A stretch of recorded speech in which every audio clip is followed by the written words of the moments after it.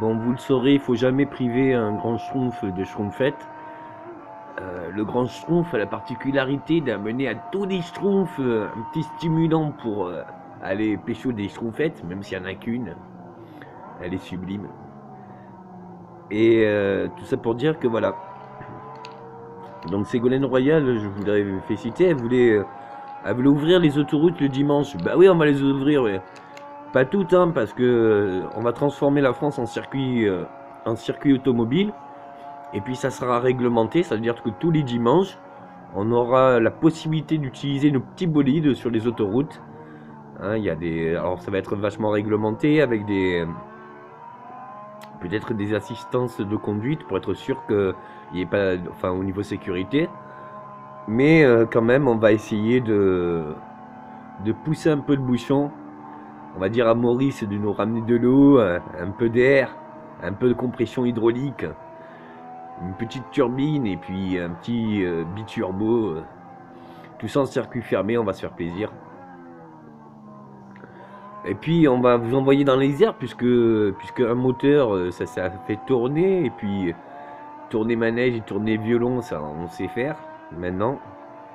Donc on va pousser un peu plus le bouchon et puis on va aller s'éclater sur nos routes. Hein, à quoi ça sert d'ouvrir des circuits? Les circuits c'est un rond mal foutu quoi, hein, pour un mathématicien qui sait pas faire un rond ou qui a pas de compas. Nous on va faire tourner les gens mais en France quoi. De toute façon, je pense que tant que j'aurai pas atteint les 500 ou 700 à l'heure sur route, je continuerai. Donc du coup, on va s'accrocher. Et puis, il faut bien un lieu pour les utiliser. Donc du coup, les autoroutes, 3 voies, 4 voies, je pense que ça peut être un bon départ pour s'éclater. Alors, les propositions de transport pour le futur, c'est simple. On va faire des drones de fret, comme des gros quadricoptères qui sont capables de comment s'appelle, soulever 1, 2, 3 conteneurs, puisque maintenant on a les moteurs qui nous le permettent, qui sont tout à fait autonomes, en circuit fermé, et puis après on va délibérer le transport, puisque le transport de marchandises revient à notre coût de revient. Donc du coup, si on limite et qu'on automatise tout à fait par comment s'appelle logiciel, une sécurité aérienne tout à fait fiable. Du coup, si même on est encombré sur les routes, on ne sera pas encombré sur les airs, déjà pour le fret et pour autres. Et en débloquant le fret, du coup les échanges internationaux peuvent se faire beaucoup plus vite. Excusez-moi, je regarde un peu les dernières avancées.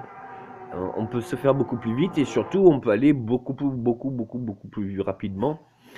Donc c'est une réelle chance.